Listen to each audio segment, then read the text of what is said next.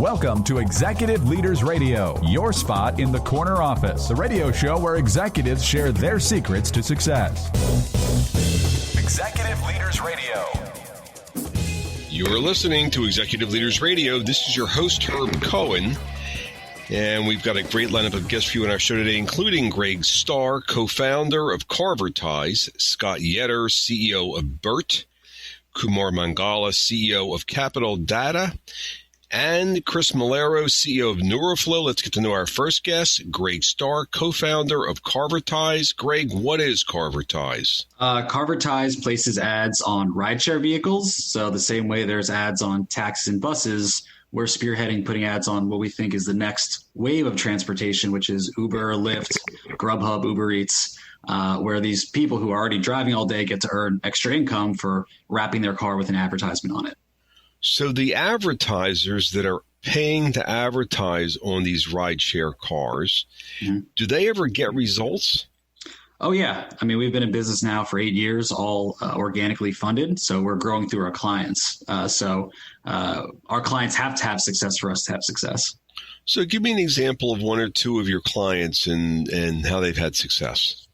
Yeah, we work with the largest carpet installation and removal company in the country, Empire Today. We've been working with them for, 4 years now, helping them generate more leads and advertising outside of people's homes where it's most valuable for potential customers to see their message. We do a lot of work in open enrollment for health insurance, where we need to get people to sign up for healthcare for a 3-month blitz. Companies will wrap a ton of Uber and Lyft cars in specific areas and zip codes, and we can track results. Huh. Whose idea was this? This was my partner's idea, who I met in college at the University of Delaware. Go Blue Hens. Met when we were, 20 years old, and was like, no one else would hire me. So it was like, all right, let's just go do this. So you were 20 years old when you co-founded the business. Where are you from originally? I'm from Westchester, New York. And how many brothers and sisters, and where are you in the pecking order? I have 2 sisters, and I'm the middle child. The middle child. And 8 to 14 years old, what was the primary stuff you were involved with? I played a lot of basketball, and I did a lot of reading. Mm-hmm. You played a lot of basketball and did a lot of reading. All right. Did you play on one basketball team or 2 basketball teams, or how'd that go? Yeah, I was pretty involved into basketball. That was like my main focus in life at that point. It was one point I was in 3 different leagues, and it was just like a year-round kind of thing. And when I would read about basketball. So I'd read about ex-players and coaches, and I read a lot of Phil Jackson, which I think had a big influence. What kind of influence? What kind of influence did he have on you? You're just able to talk about basketball as like a microcosm for kind of life principles, business principles. And so I think a lot of that early reading had a big effect. Wait a minute. Isn't Carvertise the largest business of its type in the country? Yeah. So what effect did this philosophy about basketball have on you building this business called Carvertise? I just don't get the connection there. Well, I mean, a couple ways. One, I was the point guard. So, as a point guard, you have to, kind of always know what other people are doing and put people in positions to succeed. And then secondly, to win as a team, everyone needs to know their roles, and very important being present and being in the moment and acting on instinct, and also being competitive, but competitive in a healthy way with respect for others you're playing against. So all those principles, I think, in retrospect, really kind of shaped a lot of what I was doing. So you were involved with 3 basketball leagues. So you were playing it year round. So it sounds like you're pretty focused when you put your mind to something, as well as you were reading about basketball. Does that focus come through in terms of your building this business? Well, I think focus is a nice word. I would call it more obsessed. I think I just get obsessed about things. So age 14, it was basketball. And then, when I met Mac and the idea of, Carvertise, it was, okay, Carvertise. And that's been an 8-year obsession that I'm in right now. Earlier, when we were speaking in the green room, you told me that basketball is like Zen. What did you mean by that? Well, I think it's about just being present and acting on instinct and flow, and it's really like a dance. you know, you need to be in cohesiveness with your teammates and on the same wavelength. And so there's a lot of spirituality traits that I learned from basketball that I've kind of carried over. And also meditation too. I mean, you know, Phil Jackson used to meditate with the Bulls, and it set off this whole wave where everyone started doing that also. But there was a point to it, about being relaxed and in the moment. Huh. That's interesting though. I always thought the business was blood and guts and firing people and beating the competition and you know, survival, but that doesn't seem to be your approach toward business. Tell me more about that. Well, I think it's about being competitive, but in a healthy way with respect for the people you're, you know, playing against. And it's about working as a team. I mean, that's the most important thing is, you know, you can't do it alone, and it's about surrounding yourself with the right people, with the right goals, and everyone playing their role. How large or how small is the Carver Tides team? We are at 25 employees currently. Mm-hmm. And are your folks spread around the country? Or are they all centrally located? Yeah, we have people all across the country, you know, Dallas, Chicago, LA, Boston, but our headquarters is in Wilmington, Delaware, which is now the media capital of the world. Tell me how you managed to build this team. You keep talking about team. How do you manage to build a team considering that your teammates are all around the country and you can't necessarily go and visit them too easily nowadays because of this virus thing? Yeah, well, I think it starts with just being very passionate and energetic about the vision for what the company can be. And I think that attracts like-minded people that want to join. So I think it starts with like just energy flow. And usually the people that join early are a little crazy themselves. So it helps. But, you know, once you get one person who believes, then it's easier to get another person who believes, another person. And I think the benefit of just time has really helped too. Things get a lot easier after year one, after year two, after year three. And so I think we were fortunate to have some really good people early on, some good advisors early on. And then, but it really took us until year 4, year 5 to really, you know, get this thing kickstarted. Mm-hmm. So is one of the reasons it became easier because you began, after you talked about it, all the different aspects of business, and you had some people that were there for a longer period of time and people began to identify their roles. Is that what you meant by becoming easier? Yeah, I think that there's something inherently powerful about staying power. You look at all great businesses and, you know, it's not the one, like, it's so rare for a business in 5 years to grow really fast. I mean, but that's what's everyone's trying to do right now, which is, I think, totally backwards. I think great companies take a long time to build and are sustained over decades. And that's what we're trying to do. And you just have to realize, like, you can't solve every problem overnight. You know, it might take years to even come up with a solution to invest in. And so it's just, I make the point that, the longer you're in the game, the longer you can show your track record to customers, the longer you can treat your employees better, and it all just kind of builds from there. So it sounds like you're the kind of boss, you're the kind of business where you really have a lot of respect and you really get to know your teammates, your employees. Am I correct about that? Oh yeah. I mean, you spend a lot, you gotta, that's like just you gotta treat them well and,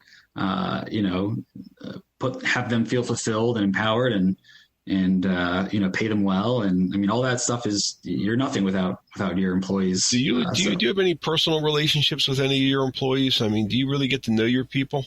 Oh yeah, totally. I mean, we put a lot of emphasis on that, and it's been a little harder with COVID. You don't get to see people as much, right? So you just got to try to just check in and be very cognizant of that. But yeah, I consider all our employees, I put a lot of effort into trying just to genuinely get to know them and see how I can support them in doing their jobs.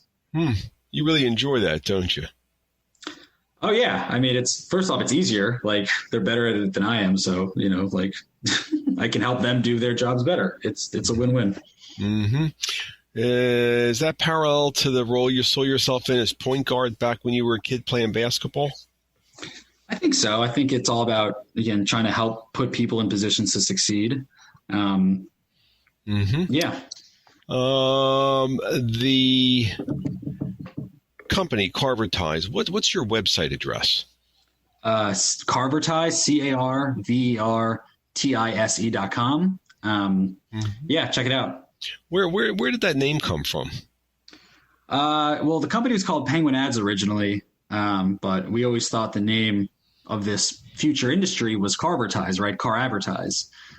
So we had to go get the domain name from a gentleman in North Carolina, knock on his door after he wouldn't answer us. Cool. And let me have that website address one more time. Carvertise, CARVERTISE.com. We've been speaking with Greg Starr, co-founder of Carvertise, here on Executive Leaders Radio. Don't forget to visit our website. It's executiveleadersradio.com. To learn more about our executive leaders, we'll be back in a moment right after this quick break. You now can recognize your deserving business advisors on our nation's leading Business with Heart radio show, executiveleadersradio.com.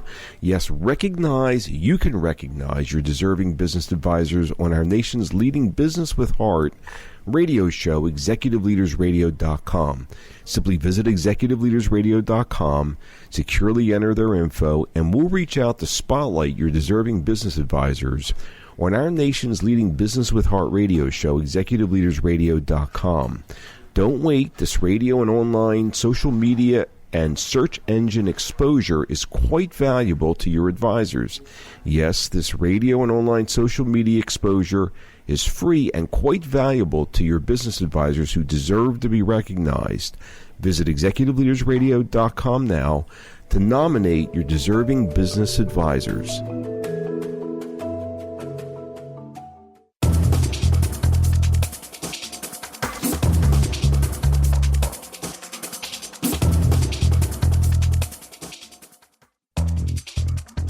You're listening to Executive Leaders Radio. This is your host, Herb Cohen, and we'd like to introduce Scott Yetter, who's CEO of BERT.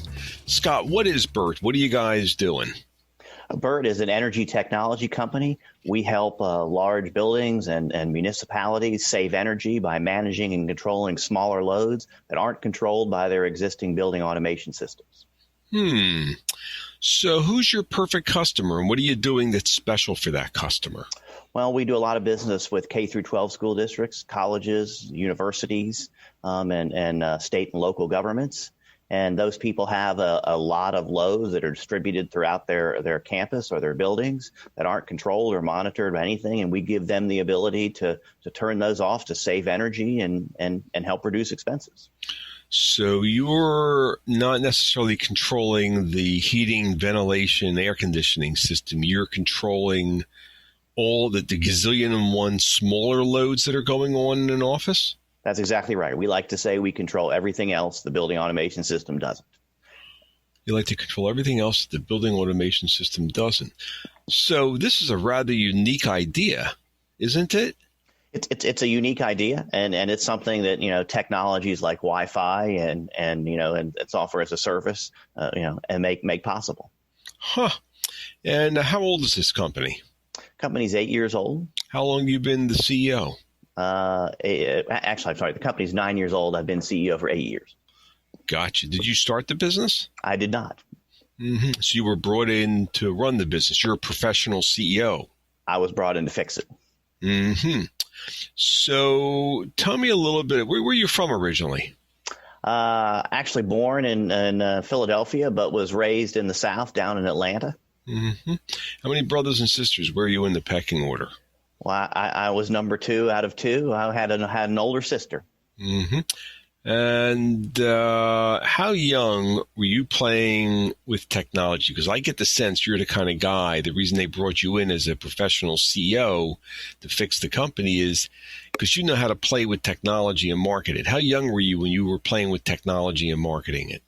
I was pretty young. I had a unique opportunity. I was, I think, in 8th or 9th grade. So what does that make me, 12 or 13, where I got a job in a calculator store back in the very early days of calculators, where calculators cost more than your laptop do today, selling and helping people use their calculators.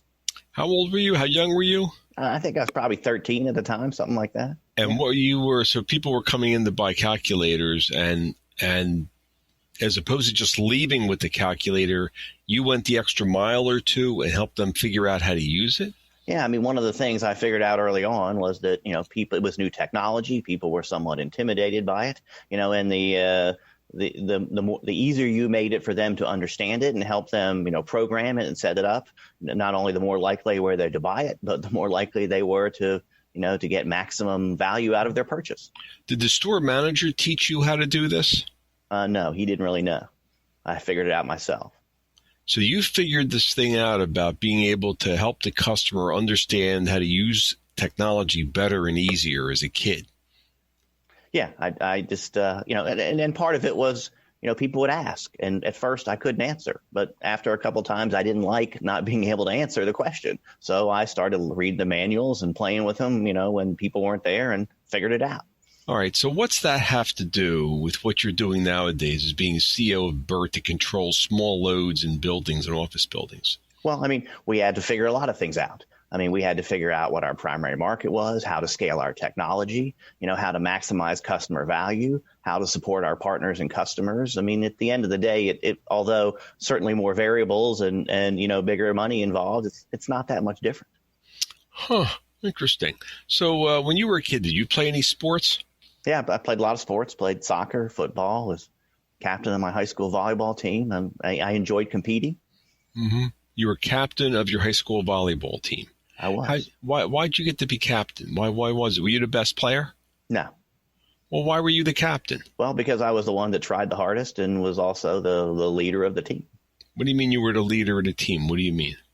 Well, people, looked up to me for direction, and I took it upon myself to make sure that, we were ready. We practiced hard and we were ready to play. Did you get elected to that position? Yes, I did. Uh-huh. What's that have to do with being the CEO of BERT, considering you were elected into that role as well? I was chosen to be CEO of BERT. Wasn't really elected, but the ownership brought me in. But again, it's very similar. I mean, you have to build the respect, of your people. I mean, even though you're in charge and you're CEO, doesn't mean that people want to work hard and want to be motivated. You have to figure out how to motivate them. Mm-hmm. You also mentioned to me you played football. Yeah. And how good were you at football? And what was your role on the team? I was pretty good at football, and I played linebacker. Mm-hmm. And what was the personality trait that you brought to playing a linebacker in football? In order to be a linebacker, you have to be aggressive. And, again, linebackers are typically the people that run the defense and select the defense. And, they're somewhat like the quarterback of the defense. And, I enjoyed playing it because, I got to, lead and be aggressive.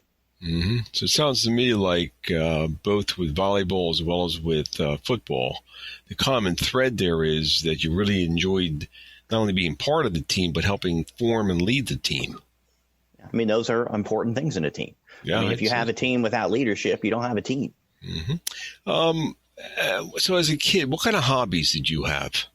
Did do a lot of sports, but also was, did a lot of, building of, model airplanes and tanks and model railroads. And found that to be very interesting. Was a bit of a history buff. Didn't you mention to me that not only were you a history buff that helped encourage your interest in building model airplanes and model railroads, but you liked, so it was something about putting the pieces together or something like that? What was that about? I mean, I found it very satisfying. You open up a box, it's got a bunch of pieces in it and a set of instructions, and, you got to figure out how to build it. And it was fun to figure out how to build it. And it was also satisfying to have it built. So did you follow the instructions all the time? Most of the time. Mm-hmm. So you enjoyed, as opposed to doing weird things with the model airplanes, you tended to do a good job building them and making sure that they flew. Yeah, that's correct. Mm-hmm. And what's this ability of yours, or this enjoyment of yours, to take pieces and build things? What's that have to do with being the CEO of BERT? Well, I think it has a lot to do with it. I mean, at the end of the day, when you're working with an early stage company in a nascent market, you got to be able to figure out how the pieces fit together, and you got to be able to figure it out quickly. Because if you don't, somebody else will. So this technology that controls small loads in buildings, how large or how small is the opportunity? You mean typically in terms of what's our kind of average sale, or is that in terms of how big of a business do you think you can build? Oh, I mean, we estimate that it's that controlling all these devices is $1 billion market, and we think there's no reason why we can't be a $50 to $100 million business. Mm-hmm. What are you enjoying about your role? Well, in my role, the thing I enjoy the most is business development, getting out and meeting with customers, understanding what their requirements are, what they want to do and how they want to do it. Mm-hmm. And then helping our, partners, sell and manage our product as well. And so do you sell direct or do you sell through partners? We sell through partners. I mean, 7 or 8% of the time we sell through, big building automation companies like Honeywell, Schneider, Johnson Controls, those kind of companies. Train. Mm-hmm. Mm-hmm. So you're all about relationships, not just building a team, but developing relationships, aren't you? Yeah. I mean, in order to, have partners resell your product, they have to trust you, and you have to earn that trust, and you have to maintain it. So it's not a matter of go find a customer and burn them. It's basically get a customer and keep them because they're a referral source. That's right. And they do business with you over and over again. I mean, these engineers at these companies do, at least 1, maybe 2 projects a year and do them year after year. What's the website address for this organization known as BERT? BERTbrain.com, BERTBRAIN.com. We've been speaking with Mr. Scott Yetter, CEO of BERT, here on Executive Leaders Radio. Don't forget to visit our website, executiveleadersradio.com. Stick around. We'll be back in a moment right after this quick break.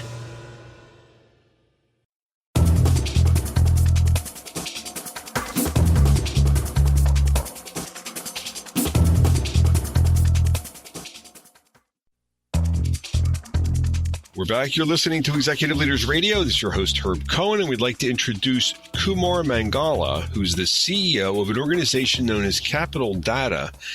Kumar, what is Capital Data? What are you guys doing?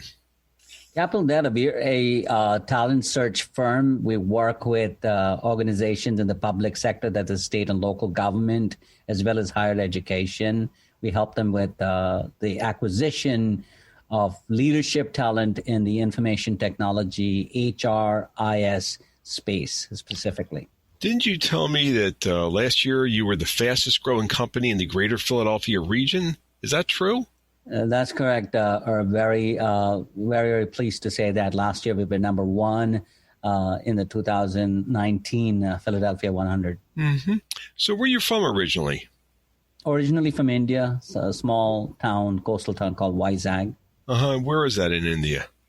Southern India. And how many brothers and sisters do you have, and where are you in the pecking order? I'm one of 4 kids, 2 older brothers and a younger sister. So you're the third of 4. And tell me, when you were a kid, 8 to 14 years old, right in that range, what was the primary stuff you were involved with? Was it playing with microscopes and science? Was it studying? Was it the flute? Was it the marching band? Well, what was the primary stuff you were doing 8 to 14 when you were a kid in India? 8 to 14, wow. Have to go back down memory lane, but essentially had the unique opportunity to grow up on an American colony in India. Yes, I said that, American colony. Why were you at an American colony in India? Why was that? My dad used to work for California, Texas. That was an oil refinery that was located in the southern part of India. So what was the upside of your growing up in an American colony in India? Boy, I had the best of both worlds. I got to see a lot of American sports and politics, and at the same time had an opportunity to really live in India as well. So I got to see both sides of the world. And you're of Indian descent. That's correct. So what's the upside of your being of Indian descent and living in an American colony? And what's that have to do with who you are nowadays and why this Capital Data has been so successful? Well, being on that colony, I got an opportunity to play many different sports. But I got to be honest with you, the one that really caught my attention and my heart was cricket. And I played many different positions, essentially as the opening batsman. Wait. So you played many positions, including being the opening batsman. What's that tell us about your personality? Yeah, it really got an opportunity to essentially set things up for my team. as the opening batsman. You Really? get to, So set things up for your team as the opening batsman in cricket in India. What's that have to do with your role as the CEO of Capital Data, which was the fastest growing company in the greater Philadelphia region last year? Well, I try to, set an example by my own leadership and my own execution. And in a way, it's very similar to being the opening batsman of a cricket team. Mm-hmm. So what else can you tell us about who you were 8 to 14, what you were involved with and what you were doing? Largely it was, I remember, having two older brothers, almost 7 years older and one was 4 years older. Mm-hmm. It was always like being in their shadow. I had to really find a way to establish myself, and it was so hard. And in a way, I really thank them for that opportunity, because I've always had to be the underdog, so to speak. Got to prove myself. Really? Does that have anything to do with the fact that you were number one in terms of growth in the greater Philadelphia region of all businesses? Possibly. Mm-hmm. So when you were a kid and you had to keep proving yourself, how'd you do that when you were 8 to 14 with your older brothers? Man, it was quite often. It ended up in a fist-to-fist type of a fight often. And of course, them being older by so many years, rarely won, but I never gave up. You never gave up. Does that have anything to do with your business success? Absolutely, without a doubt. And especially in the current times that we're living, that's absolutely resilience, is absolutely the most important attribute. Sitting here talking to you in December 2020, I can't think of a factor that's far more important. So your business is a specialized staffing business. You help organizations get the right people, correct? That's absolutely correct. Mm-hmm. So I can understand the past year has been pretty difficult with organizations getting and keeping and needing the right people, and where the people are going to work and how they're going to work and so on and so forth, which I can see how it's impacted your business. So that's why you think resilience is so important. That's why your brothers were so helpful in training you to be CEO of this organization. Am I seeing that correctly? Yeah, I think so, Herb. I think so, yeah. Tell me a little bit about where do you see this business going? I mean, you're having business is having a tough time this year, and are you laying down? Are you giving up? Not at all. On the contrary, I think it really opened my eyes to many different opportunities. I think if anything that became very obvious is that organizations really need talent in order to thrive and do better and to be resilient.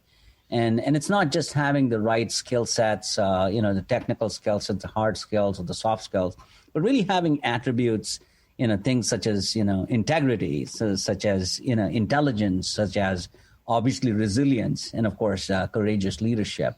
Mm-hmm. And, if organizations can put an emphasis on that, and have the right talent on their team, COVID is not a factor anymore. They're growing. There are so many companies out there that are growing at 2x and 10x, even in 2020. Mm-hmm. And they're doing it because they have the best talent. And you also specialize in helping not only organizations find the right talent, but finding specialized talent where they have specialized technical skills or specialized knowledge and skills. Tell us more about that.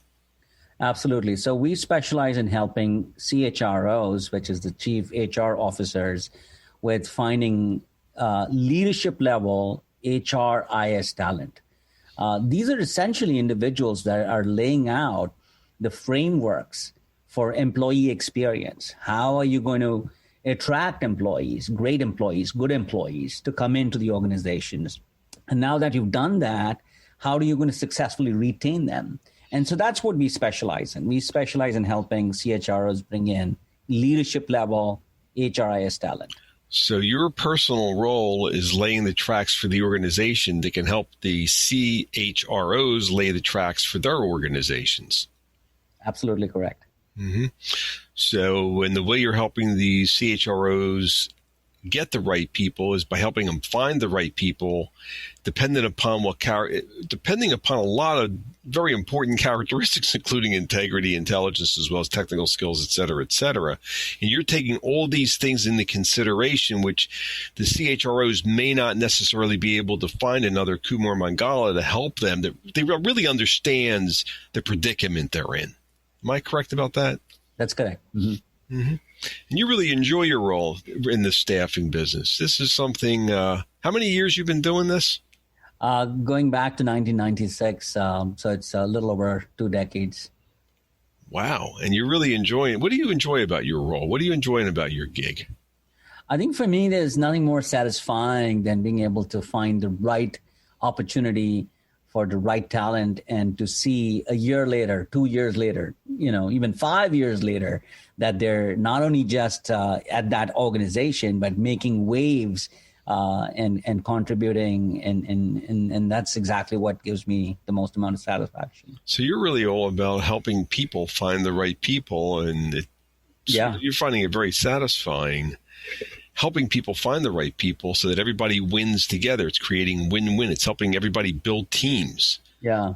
It's in the end, if I can have a small part in helping an organization attract the right leadership level talent, who in turn can create an environment for growth, creating lots of jobs. Isn't that what America wants? I think you're nailing it. It sounds to me like that's part of the, earlier when you were talking about your role in the cricket teams, you played a variety of different roles. It sounds like because you've played a variety of different roles in terms of building this business, you really understand the big picture and therefore are able to help these CHROs really get the people they need because you understand what they need. They don't have to explain it to you in tremendous detail so that you really do fundamentally understand. What's the website address of this organization known as Capital Data? It is capitaldata.com, and it is essentially capital spelled with a K, KAPITALDATA.com. We've been speaking with Kumar Mangala, who's the CEO of Capital Data here on Executive Leaders Radio. Don't forget to visit our website. It's executiveleadersradio.com. That's executiveleadersradio.com. To learn more about our executive leaders, please stick around. We'll be back in a moment right after this quick break. Recognize your deserving business advisors on our nation's leading Business with Heart radio show, Executive Leaders Radio. Yes, you can recognize your deserving business advisors on our nation's leading Business with Heart radio show, executiveleadersradio.com.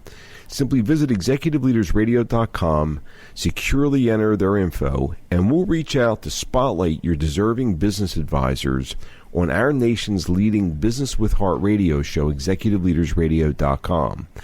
Don't wait. This radio and online social media and search engine exposure is quite valuable.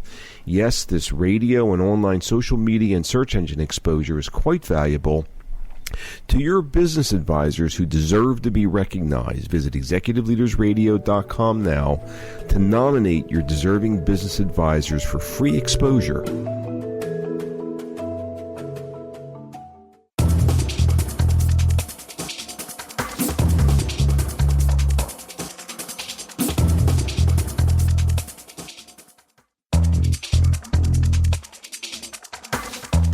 We're back. You're listening to Executive Leaders Radio. This is your host, Herb Cohen, and we'd like to introduce Chris Malaro, CEO of NeuroFlow. Chris, what is NeuroFlow? What are you guys doing? Hey, Herb. We're a digital health platform to support population's mental health. Mm-hmm. Who are your typical customers for this business? We work with health systems and payers. Mm-hmm. And what do you do for these health systems and payers? We make sure that their providers have the tools to treat the whole patient, not just their physical health. Mm-hmm. And where are you from originally? Long Island, New York. And how many brothers and sisters, and where are you in the pecking order? 4 younger sisters. I'm the oldest. You're the oldest of 5. And 8 to 14 years old, what kind of stuff were you involved with? Were you involved with sports? Were you involved with making money? Were you involved with school and microscopes? What kind of stuff were you doing? All the above. Sports, science, theater. I had my own business, everything. Mm-hmm. Tell me a little bit. What kind of sports did you play?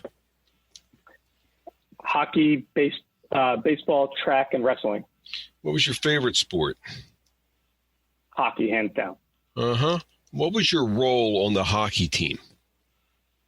I was a wing. Uh-huh. What was the personality trait that you brought to playing wing on your hockey team? I was not the fastest. I was the smallest, and I didn't give up. I was the hardest skater. Mm-hmm. What's being the hardest skater have to do with your role as CEO of Neuroflow? I think I don't give up in the business the same. I'm not the smartest on the team, but I try to make the team better. Mm-hmm. And you also mentioned you were involved with theater. What kind of theater were you involved with? Yeah, I did speech, debate, and musicals. Mm-hmm. And what was your favorite role in terms of theater? I loved Lincoln Douglas debate. It was awesome. You loved the Lincoln Douglas debates. What did you love about the Lincoln Douglas debate when you were involved with theater? There's something special about having to make an argument in a concise way, and maybe that you don't believe it, so you have to argue it regardless. Mm-hmm. So you really learned about presentation, I guess. That's exactly right. Uh-huh. Well, what's that have to do? The money to start and to build Neuroflow, how much money have you raised? We've raised $11 million to date. So the $11 million that you've raised, do you think that your skills learned in the theater had anything to do with helping you raise the money? Something to do with it. Like what? Getting told no by a bunch of investors and having to make the case of why they should write me a check seems like an applicable skill. Mm-hmm. And you mentioned you had your own small business when you were a kid. What kind of business did you have? I tried to do everything. I mowed lawns. I sold candy on the school bus to kids on our way to school. Just anything to make a penny. So you learned you were learning about how to generate revenue when you were a kid, mowing lawns and candy. And you think that had anything to do with your starting this business, having the confidence or the wantingness to start this business, Neuroflow? Yeah, absolutely. I love seeing a problem and generating a solution for it. Mm-hmm. So where'd you get the idea for this Neuroflow? When I was in the Army. Tell me about that. Gaps in mental health care were prevalent, and you literally had a loss of life in some cases because of it. Mm-hmm. But that was when you were in the military. What's that have to do with the real world? We know that 2/3 of people that have depression and anxiety don't get it treated. That's civilian and military alike. Keep going. I'm listening. So we have a gap in mental health care. When you have 2/3 of people, we're talking tens of millions of people that aren't getting support, that means a lot for outcomes and the cost of care. So you designed the system to help solve that problem? Tell me about that. That's right. The system uses algorithms to identify people that may need support and then provides that feedback to their clinical team. Oh, interesting. So earlier when we were speaking in the green room, so that I could get to know you, you mentioned that you loved being part of different communities when you were a kid. What do you mean by that? Communities or teams. I love being a part of something bigger than myself, where we can work as a collective to accomplish a goal. So that's why you were comfortable getting involved with theater. That's why you were comfortable getting involved with a bunch of different sports. It's the reason you enjoyed the military, it sounds like. It sounds like it's also the reason that, as opposed to trying to self-fund this business, you see such a big opportunity, you're willing to work with other folks in terms of the venture capital industry and the private equity industry to build this thing. You're comfortable building your own community. Is that what I'm picking up? Nail on the head. Growing the team has been the funnest part of the job. We're at 68 employees now. The best part of the job is growing the team. So you've got your own community there. Let me ask you a question. When you were a kid, you spoke to me about mom and dad got divorced when you were a kid. And you mentioned there were some like rotten custody battles, and I saw sadness in your voice. I heard a sadness in your voice. You think that's the other extreme of building a community is divorce? Does that make any sense in your personality? Yeah, I think it does. One thing, though, I think that despite the nastiness in between the parents, they each showed me and my sisters an undying amount of love, and I never felt that from them. So I think seeing the disparity of divorce, but then feeling the love regardless. So what role did you have with your younger sisters through the course of that divorce in your childhood? The big brother, the mentor. Some of my sisters are from my mom's second marriage, so there's a big age gap. My youngest sister is 12. Mm-hmm. So you felt as the mentor? Sorry? So you didn't beat your sisters up or run away from the responsibility or, just avoid them. You felt your role as the mentor. Am I correct? That's my story. They may say something different. Uh-huh. Yeah. What's that have to do with your role as CEO of NeuroFlow? Yeah, as a CEO, I just bring the best people on the team and help give them the tools to do their job. They make the stuff happen every day. Mm-hmm. What's that have to do with not only your role at NeuroFlow, but your role in building the NeuroFlow community? You're feeling as a mentor to your sisters. Yeah, that's right. I mean, I learned a lot from my sisters too growing up. I think, being a mentor, it's both being humble and being confident. And the same thing with being the CEO of NeuroFlow. What do you mean by that? Tell me more. I get better every single day by acknowledging that, there's some things that I can work on and grow. And I learned a lot of those skills and lessons from my employees, same way I did my sisters growing up. You learned that from your sisters growing up, and you're also learning from your employees. So you really enjoy being part of a community where, as opposed to dominating it, you're learning every day. You enjoy the growing process, it sounds like.